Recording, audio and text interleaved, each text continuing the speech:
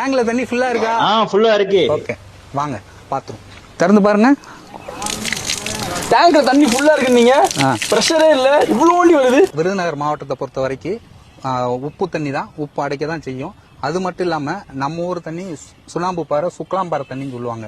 ஏன் உப்பு அடைக்குதுண்ணே? இதுல எப்படி ஃபார்ம் ஆகுறதுக்கு ரீசன் என்ன? கால்சியம் அண்ட் மெக்னீசியம் இது ரெண்டும் சேர்ந்துச்சுனாலே உப்படப்பு வரும். இன்னைக்கு தேதி புது வீடு கன்ஸ்ட்ரக்ஷன் பண்றாங்கல்ல, ஜாக்குவார், பேரிவார், இந்த மாதிரி இது நிறைய பேக் fittings bath fittings, kitchen fittings அவ்வளவு லட்சக்கணக்கில் செலவு பண்றாங்க மக்கள்.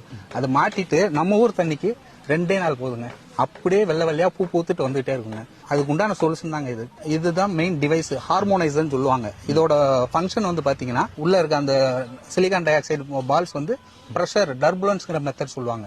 அந்த தண்ணி போற பிரஷர்லயே பாத்தீங்கன்னா அந்த பால்ஸ் ரோல் ஆகுது பாத்தீங்களா, ரோல் பண்ணி அந்த கால்சியம் மாலிகுல உடைக்குது. அதுதான் இதோட கான்செப்ட். ஓகே, மாலிகுல உடைச்சிருது.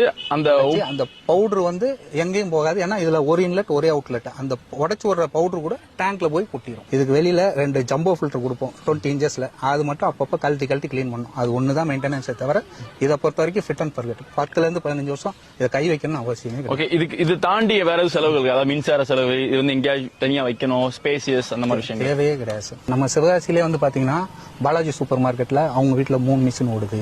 அப்புறம் சூர்யா கிளப் அவங்க வீட்டுல ஒரு மிஷின் ஓடுது.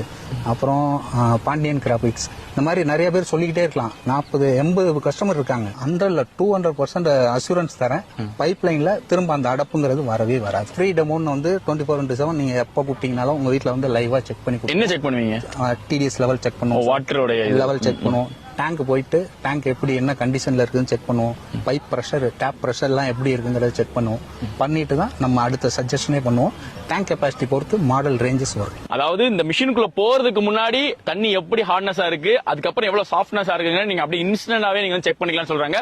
உங்களுக்கும் இது தேவைப்படுச்சுன்னா இவங்க கான்டாக்ட் நம்பர் கீழே கொடுத்துரும். உடனே கால் பண்ணி டெமோ கூப்பிடுங்க, உங்க வீட்டுல மாட்டுங்க, உப்பு தண்ணீர் பிரச்சனை தப்பிச்சுக்கோங்க.